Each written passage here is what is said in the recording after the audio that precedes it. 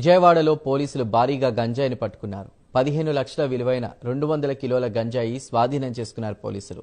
Visakha agency నుండి తమిళనాడుకు గంజాయి తీసుకువెళ్తున్నారని అన్నారు.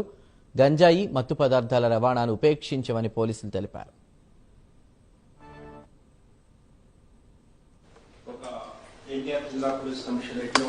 ఇంపార్టెంట్ ఇంటర్సెప్షన్ జరిగింది. ముఖ్యంగా గంజా విశాఖపట్నం ఏజెన్సీ నుంచి తమిళనాడుకి తీసుకొని పోతున్న క్రమంలో మనము ఒక ఇంటర్సెప్ట్ చేసి అంటి నాగరాజు అనే వ్యక్తిని, అదేవిధంగా తమిళనాడు రాష్ట్రం ఉత్తమ పలయాన్ కక్కిసింగన్పట్టి గ్రామానికి చెందిన అనబలగన్ సిన్రసు అనే అతను ఇద్దరు కూడా ఈ రోజు పట్టుకోవడం జరిగింది. ముఖ్యంగా ఈ నాగరాజు అనే అతను తమిళనాడులో మధురై గ్రామానికి చెందిన వ్యక్తి, కానీ బతుకు తెరువు కోసం తగరపోవాల్సి వచ్చి జీవిస్తున్నాడు.